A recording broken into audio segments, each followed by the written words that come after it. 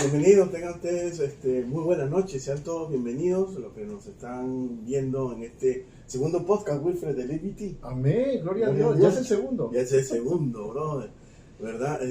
Muchas gracias a todos los que pudieron vernos el primer podcast, le pedimos disculpas porque el audio no se escuchaba muy bien, pero ya estuvimos arreglando, gracias a Dios. Esperamos que esta oportunidad en este segundo podcast, que vamos a hablar de un tema muy importante para el día de hoy, se escuche de la mejor manera y sea, como hemos visto, por el propósito de simplemente, ¿no? Ustedes saben, el propósito reflexivo, ¿no? De incentivar a la reflexión cristiana. ¿Verdad, Wilfred? Amén, amén, sí, ya es el segundo y en realidad me siento contento, ¿verdad? De que podamos hacer esto y van a haber sorpresas más adelante. Claro, Wilfred, tenemos invitados especiales. Amén. Después vamos a estar, Wilfred va a estar haciendo un comercial también. Tenemos algunas cositas para ustedes, para que ustedes también interactúen con nosotros en su podcast, el EBT o EBT en inglés, ¿no? Que es Biblia, Teología y Cultura, ¿no? BTC. El BTC o el BTC, ¿no? ¿Ok? ¿Sí?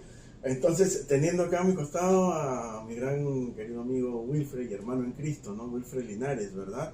Entonces, comenzamos, Wilfred, ¿qué te parece? Amén, amén, ¿Sí? Comenzamos. Hablamos de la Escritura. ¿Qué te parece? Sí, la importancia de la Escritura. La importancia de la Escritura. Cuando hablamos de Escritura, nosotros cuando entendemos que son los 66 libros de la Biblia, ¿no? Lo que nosotros conocemos la Biblia. Lo que nosotros conocemos la Biblia. ¿Verdad? Sí. En el argot evangélico pentecostal, ¿no? Jesús dijo algo muy interesante. Dijo que el mundo pasará, mas su palabra no pasará. Entonces la pregunta tiene que ser de cajón, ¿verdad? Es importante, hay una necesidad de las Escrituras el día de hoy. Y digo esto, pues, Wilfred, porque nosotros vivimos en un mundo relativo, pues. En un mundo en que cada uno tiene sus propias verdades. Cada uno. Sí. Mi vecino cree esta cosa, el del frente cree esta cosa, y no hay un consenso de la verdad, ¿no? Entonces es importante, ¿no? Responder esa pregunta. Pero yo considero que la verdad no debía ser un consenso, ¿no? Porque cuando llegamos a un consenso, entonces la verdad es la verdad de la democracia. Claro. Y en este caso, hablando de las Escrituras, la verdad no es una democracia. No es una democracia. No. Es un absoluto. Es un absoluto. Claro. Y es un absoluto divino. Es un absoluto que depende de Dios. Porque en realidad no depende ni siquiera de lo que usted y yo pensamos que es verdad. Sino depende de lo que... Bueno, por eso la importancia de la Escritura, ¿no? Depende de lo que la Escritura dice, de lo que Dios dice a través de su palabra. Sí. ¿Te das cuenta, Wilfred? Yo creo que los hermanos o los amigos que nos están mirando, la necesidad que existe hoy de la Escritura. Vital. Porque la Escritura no nos da pensamientos relativos, sino absolutos, concretos. Nos da principios para vivir. Exactamente. Entonces hay una necesidad, ¿no? Sí. Es más, si tú te das cuenta, Pilatos estaba con Jesús, ¿no? Y Pilatos le dice algo, para mí fue magistral lo que le dijo Pilatos, ¿no? Bueno, sacando del contexto romántico, ¿no? Sí. Pilatos le dice, ¿qué es la verdad? O sea, Pilatos estaba buscando la verdad, pero a la manera de él, ¿verdad? Y le decía la verdad. Es la verdad, le decía la verdad. Sí. Yo creo que Pilato haber escuchado, entramos en el campo de las suposiciones, ¿no? Haciendo un poco de memoria del contexto, ¿no? Jesús fue claro y él fue enfático en decir yo soy la verdad. Sí. ¿Verdad? Y si los historiadores tienen la historia correcta, yo creo que Pilato tuvo que haber escuchado la historia de Jesús. Tenía que haber estado al tanto. ¿Por qué? Porque Jesús era un hombre que estaba revolucionando su tiempo. Sí, tal cual. Estaba revolucionando su tiempo, y cuando Pilato pregunta la verdad y escucha decir a Jesús ¿qué es la verdad? Algo tiene que haberse movido en él. Sí, pero parece que su tono fue algo vano, algo sin esperanza. Sin esperanza, da la impresión. Pero, ¿verdad? Si nosotros vemos qué es lo que sucede antes de que Jesús se presente con Pilato, la esposa de Pilato le dice a él, sí, no tengas nada que ver con este hombre, dice, porque anoche yo he soñado con este hombre. Sí. Y este hombre no es, o sea, y en ese término, ¿verdad? Que nosotros podríamos decir burlesco de Pilatos, queriendo decir a Jesús, ¿verdad? Dime la verdad, ¿por qué estás aquí? O cualquier situación, ¿verdad? Ese sarcasmo. Nosotros podríamos ver había dentro de él, yo creo que había algo de interés dentro de él en querer escuchar a Jesús. Es lo que pasa en este mundo relativo, Wilfred. Sí. Todas las personas tienen un interés. Por eso existe la expresión open mind, ¿no? pero la recanalizan por otra. Pues yo entiendo que Open Mind es una persona que busca la verdad a través de la investigación concienzuda, pues no Open Mind, no estoy abierto a encontrar la verdad, ¿no? Sí. Lamentablemente ese término se ha dirigido por otro lado, pero todo el mundo tiene, como tú dices, como Pilato, ¿no?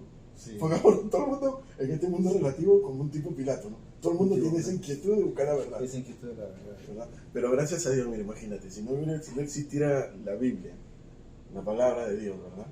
Entonces Pilato, la filosofía, ¿no? Dialéctica, tendría la razón. Y estos movimientos, pues, ¿no? Que estamos hablando ahorita relativos, tendrían razón, no existen, ¿verdad? Y es triste porque ese relativismo hasta cierto punto ha afectado a la iglesia. Ha afectado a la iglesia. Nosotros vemos hoy en día un sinfín de teologías. Sí. ¿Verdad? Sí. Y claro, aplaudimos algunas de las teologías que se han dado en ciertos contextos, ¿no? Sí. Que han aportado algo para que la humanidad pueda conocer a Dios. Sí.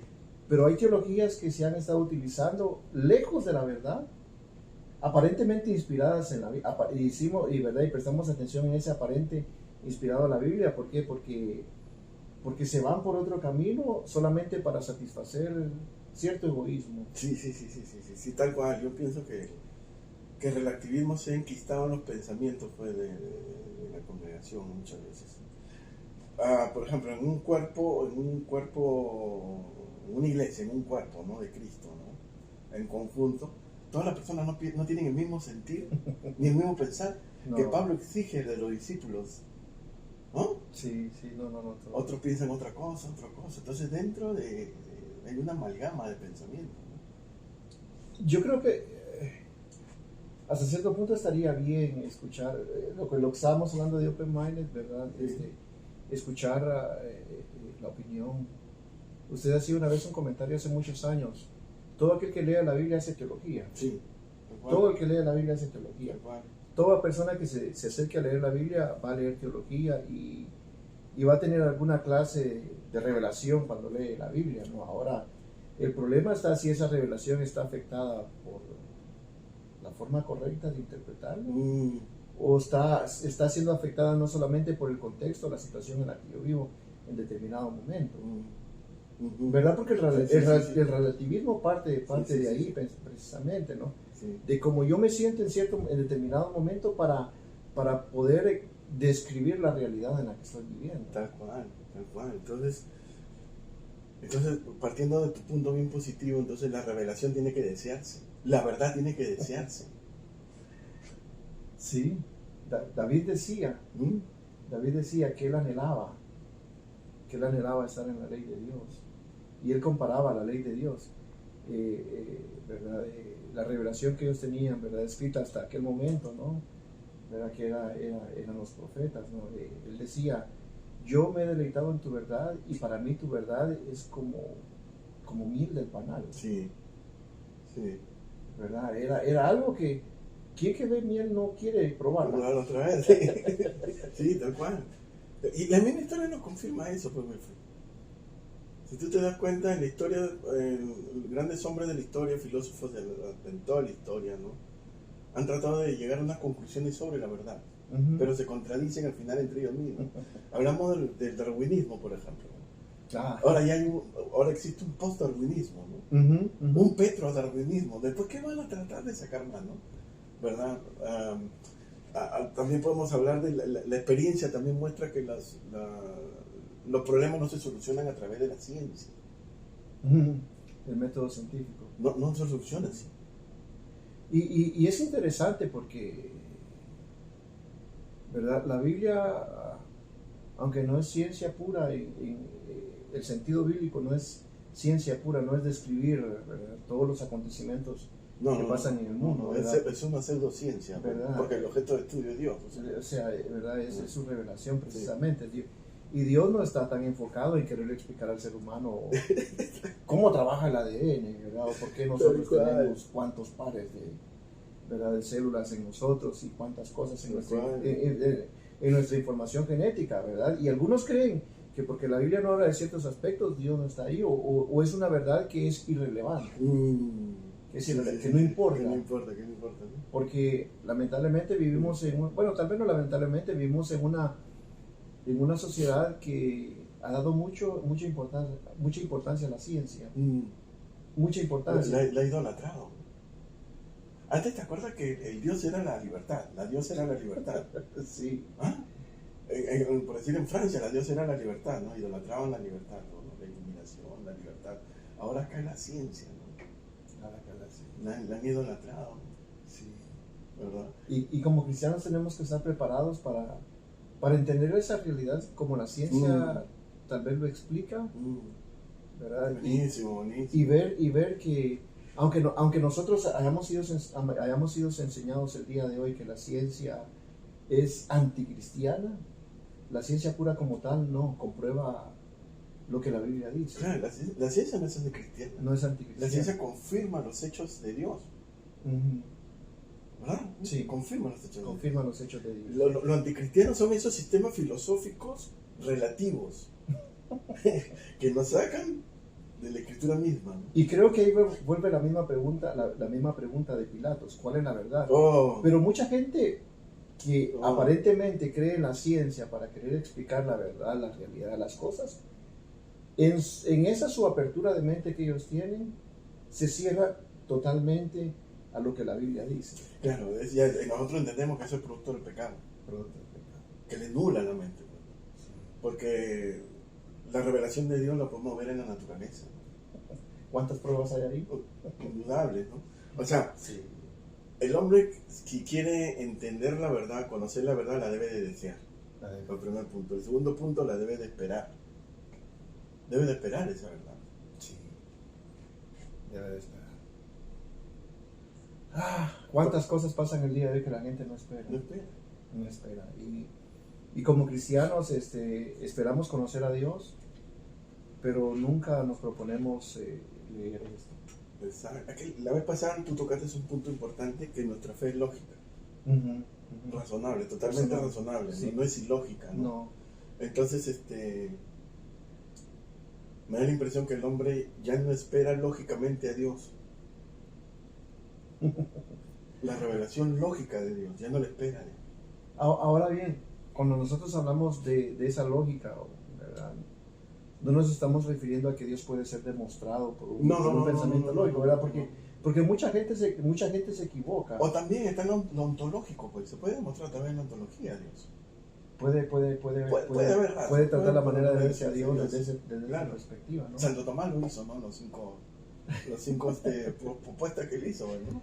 Pero es complicado. Cualquiera que se quiera dedicar en esa rama de la filosofía, a querer comprender a Dios. Claro. Vamos por un pensamiento filosófico, ¿no? Sí. O sea, y se puede llegar a tener cierta revelación de parte de Dios, pero recuerdo en este momento lo que Pedro dice, ¿verdad? A la iglesia que está dispersa, dice que nosotros que tenemos la palabra profética, ¿verdad? Nosotros utilizamos mal la palabra profética hoy, ¿no? ¿Verdad? Pero Pedro dice, ¿verdad? Nosotros tenemos la palabra profética más segura. Sí. Y dice que hacemos bien si estamos dispuestos a escuchar lo que tiene que decir para nosotros. Exactamente. ¿Verdad? Entonces, si nosotros consideramos que la Biblia es importante para la iglesia, ¿no? Personalmente para cada cristiano, el cristiano cuando se acerca a la Biblia tiene que esperar encontrarse con Dios en la Biblia. Tiene que esperar encontrarse con Dios y tener la seguridad de que Dios se va a revelar a través de lo que ella enseña, de lo que Dios dice a través de su palabra. ¿Verdad? Entonces nosotros tenemos esa palabra profética más segura y hacemos bien si estamos dispuestos a escuchar. Sí, concuerdo contigo. Para mí también lo que considero es que el pecado ha nublado la razón del ser humano, ¿no? Definitivamente. En bastante sentido, ¿no? No en cierto sentido, sino en bastante sentido. Y el problema yo creo, ¿no? Es que cuando nosotros decimos, ¿verdad?, que la fe es razonable y lógica, no significa de que nosotros vamos a poderla comprender en su totalidad. No, cuando digo eso es que trato de decir que la fe no es absurda. Exactamente, porque al cristiano se le ha tildado como un cristiano absurdo que no tiene ningún fundamento en lo que cree ni por qué lo cree. Aquí a veces tenemos unas prácticas irracionales. Bueno, pero ese son Pues, prácticas. eso es otro punto, ¿no? Pero no, nuestra fe no es absurda, es totalmente coherente. Es coherente. Si nosotros quisiéramos ver qué tan coherente es el pensamiento cristiano, es, ¿verdad? El cristiano está tiene ese derecho de dialogar. Claro. De dialogar, Sí. y dialogar con cualquiera que sea, Tal ¿no? cual. ¿Verdad? Si nosotros vemos el primer ejemplo del diálogo que existe, ¿verdad? Entre el hombre y una entidad que no era Dios, ¿verdad? Uh-huh. Está Satanás con Eva en el jardín del Edén. Ellos tuvieron un diálogo. Sí. ¿Verdad? Aunque para ese entonces no tenían ellos la Biblia como nosotros la tenemos el día de hoy, había una escritura de parte de Dios, al menos grabada en el corazón y en la mente de ellos, que les decía qué es lo que podían hacer y qué es lo que no podían hacer. Sí. ¿Verdad? Muchos de nosotros creemos, ¿verdad?, que yo necesito tener una fe razonable, entonces yo tengo que entender por qué Dios dijo eso. No, muchas veces no lo vamos a entender, ¿verdad? Pero no va a ser un absurdo de que tírate de un puente y vas a volar. No es ningún absurdo así. No. ¿Verdad? ¿Por qué? Porque reconozcamos que nuestra capacidad de pensamiento es limitada. Sí. Es limitada. Sí, tal cual. Aún los filósofos que han podido, ¿verdad?, divagar en tanto pensamiento, no han desarrollado todo ese intelecto y se han quedado en la noción de que muchas veces ni los acerca a Dios, sino que se sienten hasta como más alejados, ¿no? Sí. Porque han entrado solamente en esa forma filosófica de querer encontrar a Dios. Sí. Tal cual. Un filósofo, Hegel, antes de morir decía que él no había encontrado en la razón lo que encontró en la escritura. Sí. Y realmente ya no tenemos que sentarnos debajo de un árbol para meditar y querer entender a Dios. No estoy diciendo que no es un método que sea válido, que no se deba de hacer, ¿no? La meditación en la palabra de Dios es importante, pero la lectura, como usted hablaba la vez atrás, ¿verdad?, escudriñar las escrituras produce algo en nosotros. Sí. O sea, ¿qué tan importante? Entonces, si alguien quiere preguntarse qué tan importante es la escritura para su vida, la importancia que tiene una dimensión inimaginable. Y es más, yo considero leyendo a Lucas, ¿verdad? Lucas y Hechos es un tomo, ¿no? ¿Verdad? Y Lucas es un neumatólogo con derecho propio, un estudiante del Espíritu Santo, ¿verdad? Sí. Y Lucas, cuando hace sus escritos, él personifica la palabra. Sí. Le hace un ente, un organismo vivo, ¿no? O sea, que llega al ser humano, a la mente de la persona, y comienza a desarrollarse, a germinar, ¿no?, a crecer dentro de la persona, ¿no? La personifica. Entonces, de ahí estamos viendo que la persona que cree en la escritura, ¿no?, que espera en la escritura, ¿no?, que la desea en la escritura, ¿no?, para el día de hoy, ¿verdad?, se comienza en una influencia positiva en la sociedad. Por ese mismo germen, ¿no? Se comienza en hasta podemos hablar de contracultura. En serio, mira, ¿qué hace la sociedad, por ejemplo? ¿Qué hace la sociedad actual? Tú le dices a alguien, yo soy monógamo, se burlan de ti. Sí. Yo soy fiel, no, a mí en mi casa, ¿no? Se burlan de ti. Porque vería la cultura que es. Tener 2, 3, 4, 5, ¿no? Viceversa, ¿no? La cultura debe estar, ya no solamente, son muchas cosas, ¿no? Claro, entonces ir con todos tus valores, con todos esos valores escriturales, en contra de todo lo que se está diciendo el día de hoy, ya te vuelves contracultura. Y yo pienso que el enemigo ha utilizado, pienso yo, ¿no?, el sistema de cómo la sociedad se gobierna a través de las leyes para ponerle miedo al cristiano. Hay cristianos que en algún momento nos hemos sentido intimidados de hablar la escritura en su momento preciso. Hemos sido intimidados, ¿verdad? Y yo pienso que hemos sido intimidados. Tal vez estaría juzgando de una manera equivocada, pero eso es lo que yo pienso, ¿no? Yo pienso que nos sentimos intimidados porque no creemos en las escrituras. Porque no creemos. O sea, nuestro cristianismo se ha convertido en cristianismo muchas veces de iglesia, de un lugar, ¿verdad? Esa famosa separación de Estado e iglesia, ¿no? La iglesia la ha tomado tan a pecho que hemos creado nuestra propia burbuja y nos hemos quedado, o sea, en este ambiente es el único donde yo puedo hablar. En este ambiente es donde yo puedo hablar. ¿Por qué?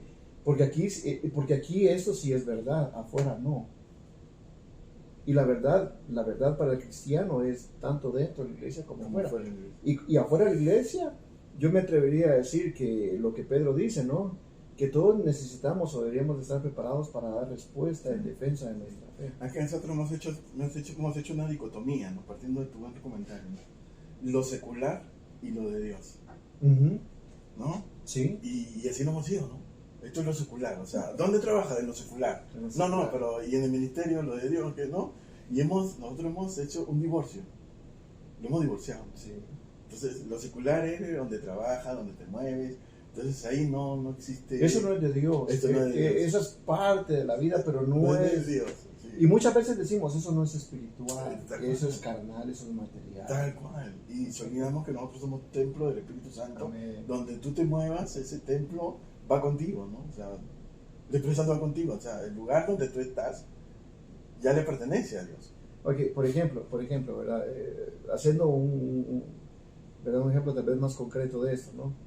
Algunos pensarían, ¿no? ¿Verdad? Si nosotros dijéramos, ¿verdad? Lo que estamos haciendo en este momento es espiritual, porque estamos hablando de Dios, estamos hablando de la Biblia, ok. Pero si después nos sentamos, ¿verdad? Cuando terminemos y nos tomamos un café y platicamos de, hermano, qué bonito está el nuevo trabajo que tiene, eso ya no es espiritual. O sea, nosotros mismos nos apartamos, o sea, sí, en este momento yo me pongo, ¿verdad? Como comúnmente decimos, mi traje de cristiano y esto es mi actividad. Cuando no es así, no es así.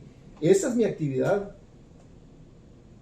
a todo momento, sí. O sea, las 24 horas del día, claro, ¿verdad? O sea, así estoy durmiendo, pero hasta cuando estamos durmiendo, o sea, esta es mi actividad. ¿Por qué? Sí. Porque esa es mi identidad, ese es quien yo soy. Sí, tal cual. O sea, es ese divorcio. Mira, todo lo que hacen las ideologías, ¿no? Yo lo he pensado así, convierten al cristiano como un cristiano bipolar. Qué buena, qué buenísimo, tal cual. ¿Verdad? Por eso que la vez pasada, no sé dónde dije que ya no deben de predicar teólogos, sino psicólogos, ¿no? Porque ya deben de predicar psicólogos. Y eso es el problema, es como por decir, mira, estamos viendo un boom de megas iglesias, ¿no? Y de la iglesia llenas y de gente y todo esto. Pero hay un déficit en la oración. ¿A qué se debe eso? Hay un déficit en la lectura de la palabra. Porque se ha olvidado el propósito de la iglesia. Y se ha olvidado el propósito de la iglesia porque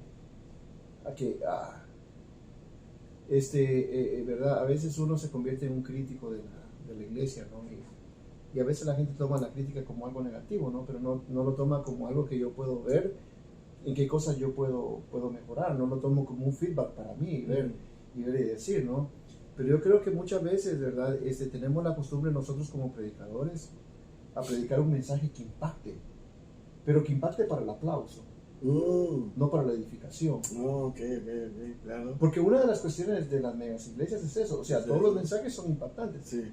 Y lamentablemente ahora, ¿no?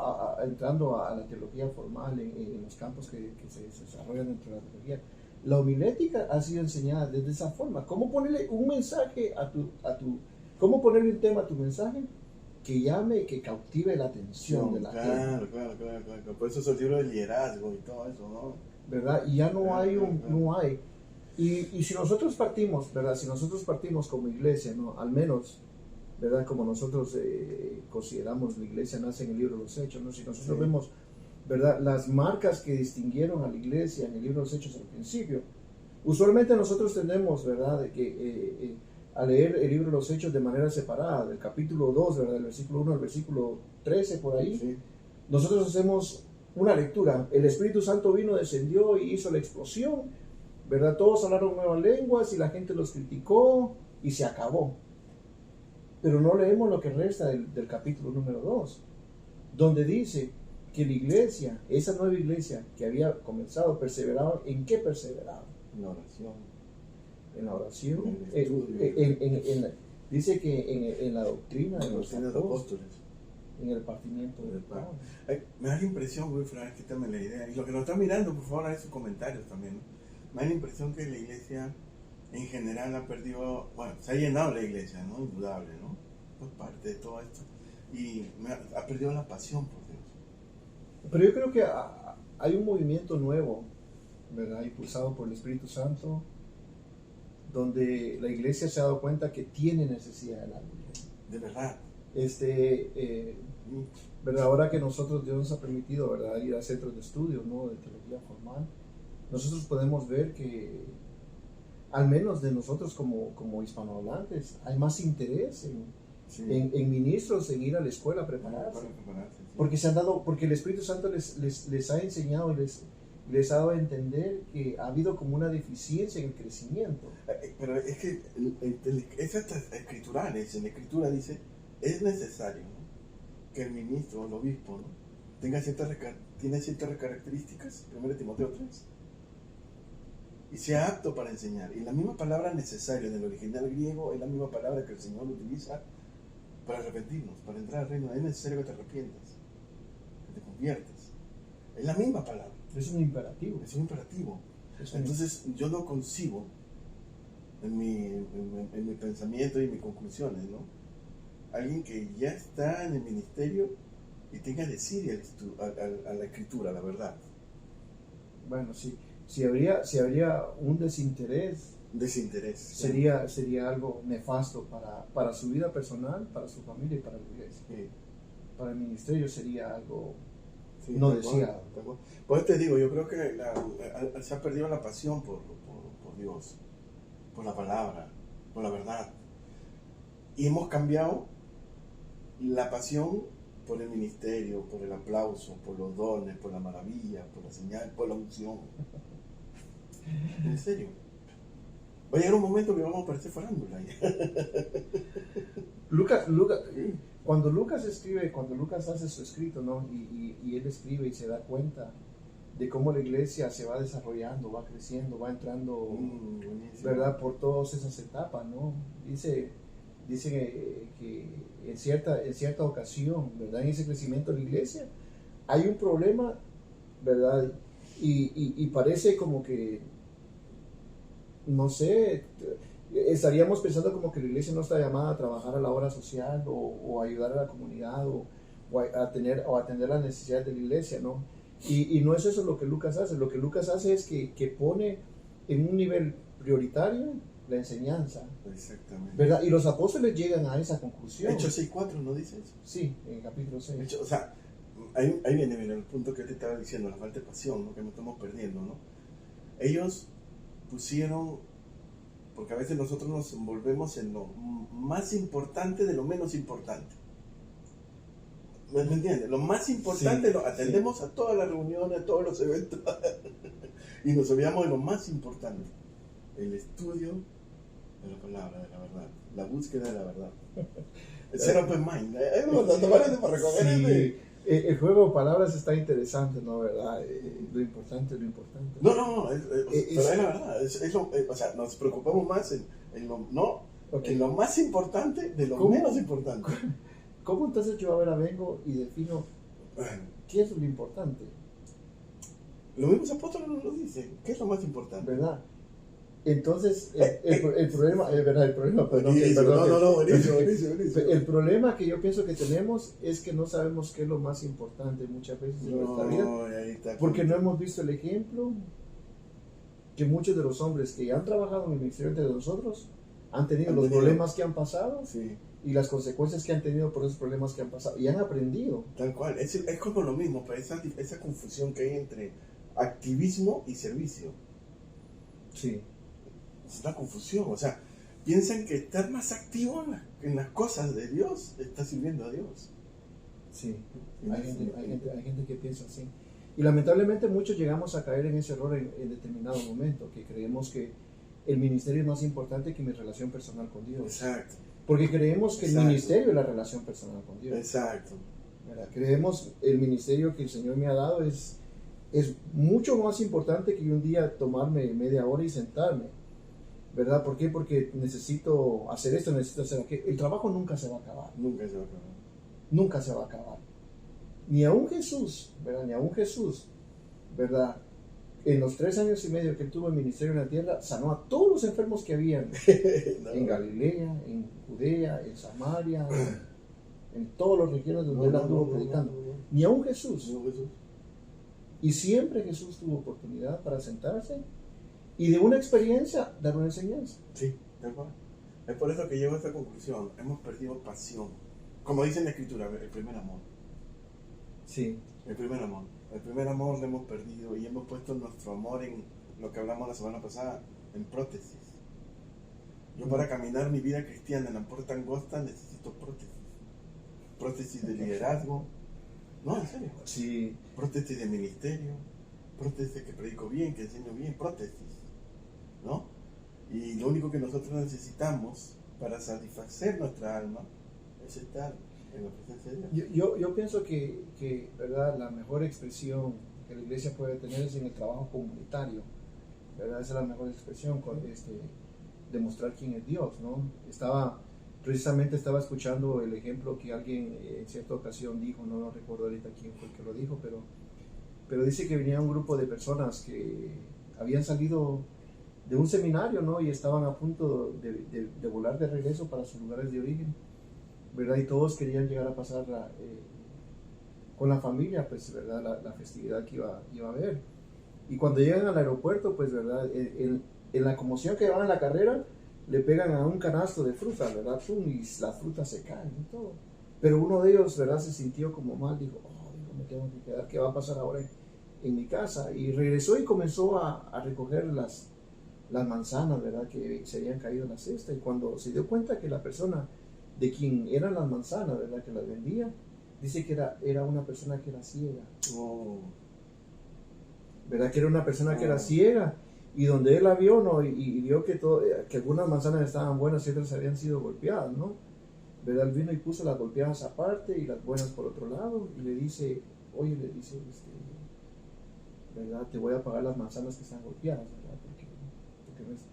Y la niña le dice, y como no veía, ¿no? Le dice a esta persona, le dice, ¿eres tú Jesús? ¿Verdad? Entonces, cuando nosotros accionamos porque la Biblia nos ha instruido, es diferente cuando nosotros estamos buscando a quién ayudar. Porque esas son dos cosas. Y muchas veces en el ministerio nosotros estamos más preocupados en buscar a quién ayudar. Claro, porque una vez más vuelvo al tema. Tú me lo sientas. Porque nosotros hemos perdido la pasión de Dios, por Dios, ¿verdad? Primariamente. Entonces ya comenzamos a mostrar virtud solamente. Y eso es mostrar virtud. Quiero ayudar a todo el mundo. Pues, ¿eh? Ni Jesús, como tú mismo lo has explicado, pudo sanar a todo el mundo. Ni Elías. O sea, no, en serio. O sea, sí. Ya es una cosa ya... por eso te digo que ya no se necesita teólogos que prediquen. Es bien complejo porque aquellos que se dedican al estudio de la Biblia, ¿verdad? Dicen algo y los que no se dedican al estudio de la Biblia dicen otra cosa y parece como que hay una batalla, ¡pum! ¿Verdad? Que sí. No, dice, el que estudia la Biblia tiene que demostrarlo y tiene que hacer eso, y el otro dice, no, ¿verdad? Es bien complicado, y nosotros no estamos diciendo que la obra social no sea importante. No, sí, pues es parte del evangelio. Es parte del evangelio, es parte de la buena nueva. ¿Cómo no? Es parte, de hecho no lo dice. Aún Jesús cuando comienza su ministerio dice, el Espíritu de Dios está sobre mí, sí. Y me ha enviado, dice, y ahí da toda la obra social que tenía que hacer, ¿verdad? Como parte de esa proyección de las buenas nuevas. Y además, la obra social tiene una característica muy importante que hacen los discípulos de Cristo, los desmistifican, porque los hacen aterrizar a la tierra, a los verdaderos problemas. Sí, sí. Sí, ¿verdad? Porque nosotros como estamos metidos en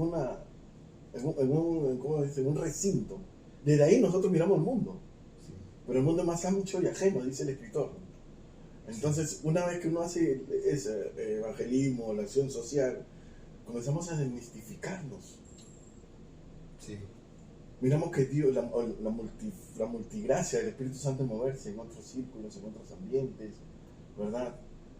Comenzamos a mover eso, comenzamos a ver eso, ¿verdad? Wilfred, ahora que ya quedamos en un pensar, en un acuerdo que la escritura es necesaria, ¿verdad? Porque no hay absolutos en este mundo relativo. Wilfred, entonces, ¿cómo sabemos que estos escritos son verdad? Hay un pasaje en el libro de los Salmos, en el capítulo 119, en el versículo número 105, ¿verdad? Que dice el escritor, ¿no? Dice, lámpara es a mis pies tu palabra y lumbrera mi camino. ¿Cómo sabemos nosotros que es verdad? Porque la palabra nos presenta la realidad como es. Tal cual. Como es. Tal cual, tal cual. ¿Verdad? Sí. No nos esconde nada. Por ejemplo, si nosotros vemos a las personas que Dios, ¿verdad?, utilizó para escribir su palabra, y aunque mucha gente quiera negar, ¿no? Dice, la Biblia fue escrita por hombres, ¿verdad? Pero cuando nosotros vemos los escritos, ¿no? Primero, hay una línea de pensamiento que no se contradice de principio ni a fin. No. Por muy bueno que sea un escritor, no puede escribir una historia de esa categoría. No. Tal cual. No hay ningún escritor que pueda escribir. Y aunque la gente diga hay contradicciones en la Biblia, que los números no concuerdan, que el relato de algunos de los evangelios es esto, es aquello, podríamos entrar en toda esa crítica textual que se le ha hecho a la Biblia para querer negar su eficacia y su veracidad, ¿no? Pero cuando nosotros vemos esas cuestiones, simplemente son cuestiones que se comentan desde distintos puntos de vista. Y no afectan al relato que está viendo ni al propósito del relato. No afecta la veracidad de la escritura en sí. No la afecta. Claro, pues en ese sentido la escritura misma, ¿no? Te dice que es verdad. La escritura de manera interna te dice que es verdad. ¿Verdad? Otra característica que yo veo en la escritura, ¿verdad? Para que nosotros entendamos que la Biblia es la verdad, o sea, que es veraz, es que la Biblia se interpreta a sí misma. Sí, tal cual. La regla hermenéutica. Interesantísimo, sí. ¿No? Aún la misma hermenéutica te lo dice. Como ciencia, pero la hermenéutica sí es una ciencia. ¿Verdad? Dice que la escritura se interpreta a sí misma. Sí. Claro, nosotros utilizamos, ¿verdad?, ciertos otros textos, ¿no?, ¿verdad?, para tratar la manera de entender cierto contexto, ¿verdad?, ciertas palabras, ¿verdad?, para hacerla más elegante y comunicarlo de una manera mejor.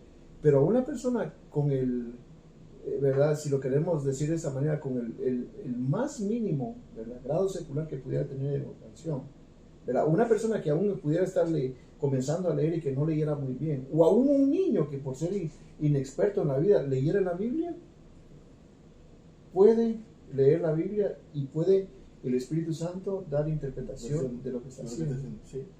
Esa es parte de inspiración. La inspiración de la Escritura. Claro, la Escritura misma, ¿no? La Escritura misma afirma ser inspirada, ¿no? En muchos pasajes dice, ¿no? Mira, ahí dice, ¿no? Dios dijo. Dios dijo. ¿No? Entonces eso es una afirmación que la misma Escritura nos dice que internamente que la Escritura es verdad, ¿no? Jesús mismo siempre iba a la Escritura, a los pasajes del Antiguo Testamento, ¿no? Porque todavía no se había escrito la Escritura, todavía no lo habían interpretado su accionar, ¿verdad? Ya vi, cuando vino Pablo, pues nosotros somos hijos, somos paulinos. Somos paulinos, sí, ¿verdad? Somos hijos de la Reforma, pero del pensamiento paulino, ¿verdad? No, o me equivoco, ¿no? Sí, por ahí va. ¿Sí? Entonces, Jesús mismo siempre decía, ¿no? Lean la Escritura que dan testimonio de mí. Dan testimonio de mí. Escudriñen la Escritura porque parece que dan testimonio de mí. Y Jesús mismo la utiliza. Claro. Dices, oíste que fue dicho, ¿no? ¿Verdad? En el Sermón del Monte, ¿verdad? Nosotros creemos que solo el capítulo 5, pero el Sermón del Monte se extiende hasta el 7, sí. ¿Verdad? Y pasa un poquito más allá, creo, sí. ¿No? ¿Verdad? Y en todos esos Jesús menciona, ¿verdad?, ciertos estatutos que la gente ya para ese entonces, ¿verdad?, ya había malinterpretado, y Jesús los lleva nuevamente, como nosotros vulgarmente decimos, a la versión original, sí. y se da, ¿verdad?, y se da fiabilidad de lo que Jesús estaba diciendo, era verdad. Sí, tal cual. El Sermón del Monte puede ser la llave de que todo discípulo de Cristo debe de tener para entrar al reino de los cielos. Sí. Esa es la llave. Es la llave. Luego, otra cuestión que yo creo que es muy importante, ¿no? ¿Verdad? Y es que la Biblia no esconde los errores de nadie. Si la Biblia hubiera sido escrita por hombres, ¿verdad?, yo hubiera obviado algunas cuestiones. A lo menos si yo hubiera sido un personaje que esté incrustado en la Biblia, ¿no? Yo nunca hubiera contado que... Una vez más, porque como tú dijiste, me quedó muy No hubiera sido marcado. transparente. No, Oye, eso nos falta. Por decir, en este caso de David, ¿no? No. David, todo el mundo le echa la culpa al pobre David, ¿no? Lo matan al pobre David. No, David no debería estar en la guerra, debería estar orando y no mirar a esa mujer y bla, bla, bla. No, todo el mundo le tira piedra al pobre David, ¿sí o no? Sí. Pero que hemos romantizado la escritura. O sea, no nos damos cuenta de la capacidad pecaminosa que nosotros tenemos. O sea, de la fuerza del pecado. Sí. Todavía no nos damos cuenta. Entonces, la atracción que hay ahí, no nos damos cuenta que ese poder que hubo ahí, ¿no? Y hemos romantizado a David y lo hemos tirado por el suelo, hemos hecho lo que sea con el Oye, poder. algunos hemos hecho lo contrario, lo hemos subido en el pedestal. Bueno, y también lo hemos subido por no, pedestal, ajá. olvidándonos que David fue un hombre que bañó su mano de sangre también. Un chavero, un hombre de guerra. Dios mismo no permitió que David Exacto. le construyera casa. Exacto. Eso mismo, pues, por eso te digo, con las actividades sociales, ¿verdad? Nosotros nos desmistificamos. Entonces yo pienso, ¿no? Si alguien quisiera escribir un libro, ¿no? ¿Verdad? Porque se han escrito muchos libros, Sí. desde las historias mejores, ¿no? La Sí. todas las historias de los griegos que se han leído y han servido para que la gente aprenda filosofía. O sea, ninguna se compara a la Biblia. No, ninguna. Ninguna se Ninguna, compara a la Biblia. ninguna. Es Ninguna más, único. la capacidad predictiva que la Biblia tiene Sí, es increíble, sí, es tan certera sí. que en un 100%, o sea, no estamos hablando ni siquiera, ¿verdad? O como cuando nosotros compramos hoy algún producto desinfectante, dice, mata el 99.999%, ¿verdad? De las bacterias, dice, porque, ¿verdad? Dejan a la casualidad si el 0.00001 se llegara a cumplir, Sí. ¿verdad? Tengo Por aquello la duda. Pero no, la Biblia es 100% certera. verdadera, 100% verdadera. No Sí, hay. no. Usted decía un principio, no decía un principio. Mis palabras, dice, ¿verdad? El cielo y la tierra pasarán, Mi palabra no pasará. pero la palabra de Dios No no pasará. dejará de cumplirse, no va a pasar. No pasa nada. No va a pasar, no va a quedar ninguna tilde, ninguna jota, No, ¿verdad? Sí, y vuelvo pues a lo mismo adelante. ¿Sí? La exactitud de la Biblia. La Biblia no contiene absurdos. Los absurdos los hemos creado nosotros. Sería bueno hablar un día de los absurdos, nuestros absurdos. Alguien utilizó las probabilidades, ¿no? ¿Verdad? Queriendo ejemplificar la veracidad de la Biblia, ¿no? ¿Verdad? Y dice, si nosotros quisiéramos decir qué tan veraz es la Biblia, dice, ok, hablando de probabilidades en que las profecías se cumplan, ¿no? ¿Verdad? Que las profecías de Nostradamus se cumplieran, dice, ok, No. se cumplió alguna de todas las predicciones porque fueron al azar, ¿verdad? Es como que yo diga, Coincidencia. sí, ¿no? coincidencia, ¿verdad? Pueda que pase, ¿verdad? Sí. 2 veces, ok. Pero dice, si nosotros vemos, ¿verdad? Las profecías que hay en la Biblia y nosotros vemos cómo se han cumplido al pie de la letra, dice, ¿no? Llegar a que la Biblia se cumpla, ¿verdad? En esa cantidad exagerada, dice, al menos, para tratar la manera de hacer que la Biblia cumpla 16 o 8 promesas, o 8 profecías de las que hay en la Biblia, o no recuerdo si son 8 o 16, ¿verdad? No soy muy numérico, no recuerdo de los números, pero de 8 a 16 dice, ¿no? Sería, dice, como llenar todo el estado de Texas, dice, ¿verdad? Hasta una altura de 3 pies, Wow. con monedas de 25 centavos, Espectacular. con quarters, ¿no? Y marcarlas todas, ¿verdad? Todo el estado de Texas. Es una ¿qué cantidad de monedas podrían caber? ¿Verdad? Dice, y ¿verdad? Uno dice la suerte, ¿no? Tener la suerte de sacar 16 monedas de ahí y enumeradas de 1 al 16. No. Dice, eso, no se compara ni siquiera todavía a las probabilidades que la Biblia tiene, que todas las profecías que están aquí se cumplen. Claro, porque la Biblia tiene una unidad, pues. 40 diferentes escritores, 66 libros, más de 1500 años de escrito, ¿no? Y ninguno dice nada en contra. Nada en contra, no se contradice. Ni se conocieron. Ni se conocieron. Reyes, sacerdotes, campesinos, pescadores, eruditos, Y no sabios. estaban tan avanzados como nosotros. No el estaban día de tan hoy. conversados con nosotros. Que nosotros el día de hoy tenemos una gran librería en internet, Exacto. donde yo puedo llegar a ver lo que hablé hace ¿cuántos años atrás? Sí. Y si yo quiero escuchar algo, ¿verdad? Ahora que estamos en la era digital, ¿no? De alguien y está digitalizado, yo lo puedo, y ellos no tuvieron esa oportunidad. No tuvieron esa oportunidad. Y además, mira, la Biblia, Wilfred, tú la puedes leer y leer y leer, y nunca acaba de sondear la profundidad que tiene el esposo. No, ¿Verdad? no. Y nunca tú lo puedes leer y ves otro pasaje y te sale otra luz, un por qué, un por cuál, entre punto y coma siempre hay algo ahí. Dice Jesús, son como ríos de agua viva. Son como ríos de agua viva. Y la metáfora ahí, ríos de agua viva, es interesante porque en un agua estancada uno conoce todo lo que hay. Todo lo que hay. Pero en un río de agua viva, lo que en este momento estaba, ¿verdad? Se renueva, se va renovando a cada instante, ¿no? Se va renovando nuestro pensamiento, se va renovando y nuestra vida se va renovando cada vez. El conocimiento. ¿Sabes lo que a mí más me sorprende de la escritura, de la veracidad de la Biblia? ¿No? Ya que hablamos de la veracidad de la Biblia, ¿no? Y la escritura, espero que me esté gustando, ¿no? Ellas nos apoyan con su poderoso like. Es la actualidad de este libro. Nunca ha pasado de moda. Nunca ha pasado de moda. No, nunca. Nunca ha pasado de moda. Yo no sé por qué no le han dado un premio Nobel, porque el autor no lo puede bajar. Pero, por ejemplo, el libro de Romanos, brother, el libro de Romanos, bueno, el libro de Romanos para mí debe ser galardonador de un premio Nobel, bro. Qué erudición, qué finura de pensamiento, completamente ordenado. No te puedes perder en sus siete partes que contiene. Sí. ¿No? Yo no sé por qué no han llamado a los premios Nobel a Pablo, ¿no? Aunque sea de manera, ¿verdad? Simbólica, ¿no? Entonces por eso te digo, lo que me sorprende es la actualidad, ¿no? La preservación de la Biblia. Han intentado de quitarla de países, quemarla. Sí, ¿verdad? Sí, han probado de mil y una forma de hacerla desaparecer. Y lo que yo pienso que lo que los enemigos de la palabra no se han dado cuenta es que queda grabada en el corazón. Sí, queda grabada en el corazón. Queda grabada en el corazón.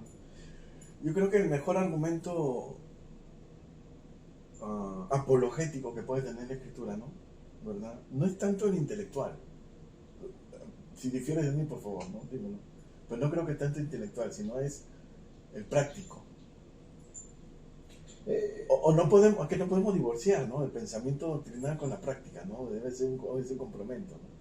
Pero me da la impresión de que la mejor defensa del Evangelio es eso, ¿no? Entender y practicar, entender y practicar. Y no es algo que realmente necesite, ¿verdad? Y tal vez ahí no quiero errar porque no quiero quitar ni la inspiración ni el interés en el pueblo a estudiar la Biblia de una manera más formal, ¿no? ¿Verdad? Sí. Porque ese ha sido nuestro campo, esa ha sido nuestra formación, Sí. ¿verdad? Pero realmente no se necesita llegar a un nivel teológico exageradamente grandísimo para poder entender. ¿No? Dios habla y yo creo que esa es parte de la contextualización de la Biblia Claro. y de que siempre es relevante en todo tiempo, de que no importa quién sea que la lea. Hay que viene el punto ahí, a ver, permíteme, ¿no? Sí. Hay que viene el punto, sino que bueno, hay personas que no van a tener el tiempo seguro de ir a estudiar formalmente la escritura, ¿no? Pero para eso Dios levanta ministros para formarles el paladar doctrinal a esos hermanos que no tienen esa... Oye, eso es lo que Pablo dice, hablando de los ministerios. Pablo dice, hablando de los ministerios. Exactamente. Y Dios dice, ¿verdad? Constituyó a maestros, pastores, evangelistas, ¿verdad? Profetas. Claro, y es eso, ¿no? Y cambiarles el paladar, ¿no? Porque ahora, si lo ponemos en un contexto más práctico, ya con esto creo que, ¿no? Concluimos, ¿verdad? Wow, es que eso está interesante. Eso está interesante. Mira, hermano, mira. Por decir, comida chatarra y comida de casa, ¿no? No es por halagar a mi esposa cocina buenísimo. Ok, y no vas a comparar la comida de McDonald's con la comida de Jack. Sí, no se puede. En serio, hermano. No. Entonces ahí viene el punto, pues. Le hemos estado mandoleando y no hemos estado dando comida de casa. O sea, la cosa es que cuando Dios levanta ministros que sí tienen la capacidad de ir allá a estudiar formalmente, ¿no? Tienen tiempo, ¿verdad? Es cambiar el paladar doctrinal de la congregación. En ese caso sería la edificación. Exactamente. Estamos en el mismo sentido. La edificación de la iglesia. Porque aún el libro de Hebreos dice que la palabra de Dios dice, ¿verdad? Que es eficaz. Es eficaz. Que penetra, dice, lo más profundo, ¿verdad? No dice solamente, sino dice las intenciones y las intenciones cambian instantáneas. Hoy puedo querer esto y mañana puedo querer Tal aquello. Y las intenciones son volátiles. Volátiles, ¿verdad? tal cual. Y dice la Biblia que la palabra de Dios tiene tanto poder que penetra y discierne Sí. aún las intenciones del corazón, lo más escondido que puede haber. Tal cual. Estamos de acuerdo. Es por eso que por eso nosotros somos paulinos. Por eso que Pablo dice, bueno, en Tesalonicenses, oren por la expansión de la palabra. Sí. Y porque ésta sea glorificada. O sea, porque ésta sea practicada, que sea edificada, ¿no? Entonces, Pablo nunca se asocia, ¿no?, la predicación con el practicar la palabra, la edificación de la iglesia. Esa no es un balance, ¿no? Una compenetración. No. Hay cosas que no puede balancear. Claro, hay cosas que pero eso no. No podemos divorciarlas, sino compenetrarlas. Sí. ¿Verdad? Sí. Porque cuando disasociamos o divorciamos solamente el evangelismo y nos olvidamos de la edificación de la iglesia. Por eso, mira, Dios es bien sabio, bro. Es Dios, pues. Es Dios, pues. Yo pensé por un momento, dije, ¿tú sabes cuál es la única frase que Dios no puede decir? No lo sé. ¡Ay, Dios! Ok, de Dios. Entonces, no podemos disasociar eso. Porque imagínate, pues, yo salgo a predicar, no, Dios hizo los ministerios, ¿no? El evangelista está en la calle, pero ahora el evangelista, ¿dónde está? Dentro de la iglesia. El evangelista predica dentro de las iglesias. Aquí a los mismos cristianos. Entonces el evangelista va a estar afuera trayendo a la gente, ¿sí o no? Y el profeta los exhorta cuando hay pecado, y el pastor, como es un ministerio, el pastor con el maestro edifican la iglesia. ¿Verdad? Es un engranaje. Sí. Como Dios lo ha armado, es un engranaje. Habría mucho que hablar acerca de eso, ¿no? ¿Verdad? Yo siempre he encontrado a Pablo como un mejor expositor del ministerio del Evangelio. Sí. Lo voy a llamar así porque todos somos parte de ese ministerio, todo cristiano, ¿no? Sí. Y Pablo, ¿verdad? En la metáfora que él utiliza, habla del cuerpo y hace mención de todas esas cosas. O sea, no hay ningún miembro en el cuerpo que esté de más. Sí. Ahí se contradice Darwin, ¿no? Entonces, Pablo dice, no hay ningún miembro en el cuerpo que esté de más o que sea obsoleto o que no sirva. Sí. Que no sirva, o sea, es práctico, pero por ejemplo, yo para aprender a utilizar, yo escribo con la mano, esta es la derecha, ¿verdad? Sí. ¿Verdad? Si yo quisiera escribir con la mano izquierda, tengo que practicar. Y el problema es que muchos de nosotros como miembros del ministerio, del Evangelio, no hemos sido ejercitados, ¿verdad? Porque tal vez el ministerio, ¿verdad?, que nos ha correspondido, o tal vez en algunos, no ha habido un interés profundo en lo que la Biblia nos enseña, ¿verdad? Y yo he dicho algunas veces, ¿verdad?, tal vez como una crítica, ¿verdad?, al ministerio, digo yo, hemos creado una cultura de dependencia. El centrismo, ¿verdad? De dependencia. Yo siempre he dicho, ¿verdad?, uno no es la máxima autoridad en la vida. No. Y aunque nosotros seamos maestros o hayamos trabajado en esa área, no somos la autoridad. No somos la autoridad en Biblia. No. Porque la autoridad, ¿verdad? Si venimos nuevamente, ¿no?, al principio hermenéutico de que la Biblia se interpreta a sí misma, o sea, si lo quisiéramos pensar de esa forma, nosotros no somos importantes. No. Lo que es importante es el texto. El texto es el importante. Sí. Partir de allí. Nada más. Lo que nosotros podemos hacer nada más es leerlo. El texto, sí. ¿verdad? Y eso es lo que estamos haciendo. Sí, nada más. A través de la experiencia leemos el texto y vemos, ¿verdad? Sí. Pero podemos seguir hablando de esto. Sí. Esperamos que le haya gustado este tiempo pues, con nosotros en la escritura, ¿no? Una conclusión sobre la escritura, porque sí, hay necesidad, ¿verdad? Ya vimos que sí hay una necesidad de la escritura. ¿Por qué hay necesidad? Usted estaba diciendo que somos hasta cierto punto paulinos de la reforma. Claro. Porque primero, yo pienso que primero, no podemos ser libres si la palabra de Dios no nos libera. No nos libera, tal cual. Así. Si alguno de nosotros está viviendo una vida en opresión, estamos teniendo esa recurrencia al pecado, estamos en esa recurrencia condenatoria porque nos hemos equivocado, es porque no hemos encontrado la libertad que Cristo nos ha traído a través de la palabra. Tal cual. ¿Verdad? Y si queremos encontrar esa libertad, tenemos que ir a la La palabra. palabra de Dios. Tal cual. Y es más, vivimos en este mundo relativista, esta sociedad relativista, que ya no tiene absolutos, ¿verdad? Están perdiendo los absolutos. La Escritura nos da un buen piso sólido, nosotros podemos adquirir esos absolutos y caminar sobre ellos, ¿verdad? Ujú. Y para adquirir esos absolutos solamente tienes que desearlo, esperarlo. Y ya vimos que la Escritura solita misma se defiende. Es inspirada, ¿verdad?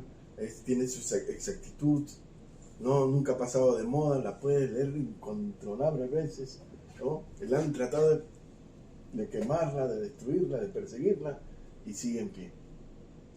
Lo que yo espero nada más que como cristianos no la perdamos. No la perdamos, no la saquemos de los púlpitos. Bueno, Ok, entonces espero que les haya gustado este podcast, este video, ¿no? Por favor ahí nos apoyan con su like. La próxima sesión vamos a ver otro tema interesante, espero que les guste. Si desean algún tema, por favor ahí lo pongan. Vamos a tener invitados especiales, ahí con Wilfred vamos a hacer otras sorpresas que le vamos a tener a ustedes y espero que les guste, ¿verdad, Wilfred? y lo que estamos pensando, ¿verdad? Para adelantar un poquito, ¿verdad? Sí, Esa sorpresa es sí. que queremos hacer un live. Ajá. ¿Verdad? Queremos Sí. hacer un live, esperamos que usted nos diga si está de acuerdo, ¿verdad? Y queremos hacerlo para que usted tenga la oportunidad de participar en esto que queremos que se convierta, ¿verdad? Como parte de su devocional, Claro, de su devocional bíblico. Claro, claro. Más Entonces, adelante podemos hablar sí. de devocionales también. Entonces, estamos ahí siempre, ¿verdad? Apóyenos, denos ese like que necesitamos, ¿verdad? Y comparte este video si ha sido de edificación para sus vidas, ¿no? Entonces, Ok. Dios les bendiga. Dios le bendiga. ¿Sí? Dios le bendiga. Y hasta la próxima. Hasta el próximo video.